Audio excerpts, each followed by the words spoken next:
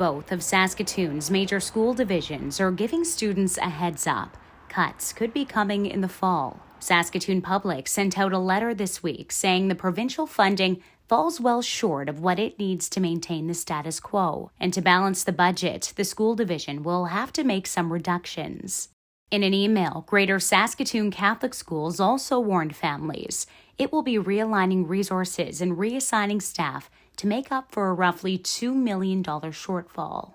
In Regina, the Catholic Division says it also anticipates some difficult decisions ahead. In an email to CBC News, Regina Catholic says a slight decrease in enrollment projections next year will likely mean a reduction in overall staffing, but it will try to make those cuts outside of the classroom. Regina Public, meanwhile, says it's still creating a plan. And it's not only school divisions raising concerns. Some students from across Saskatchewan also want their voices heard. And they gathered outside the Saskatchewan legislature Thursday, asking the government to increase the education budget by 3%. We're the next generation of workers and stuff, and for us to get into university to be those workers, we need proper K-12 education, and we're not getting that with the underfunding. These teens have started a petition asking for a boost to the education budget, and the Saskatchewan Teachers Federation is on board.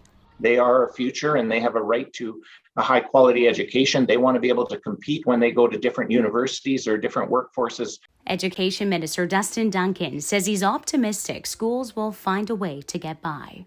They'll obviously be looking at what they'll have to do to manage their budgets, and that may or may not include perhaps drawing on some reserves this year. Duncan estimates Saskatchewan school divisions have roughly $140 million in an available reserve fund. But the opposition NDP and the teachers' union alike argue schools shouldn't have to dip into their savings to make ends meet. Jesse Anton, CBC News, Regina.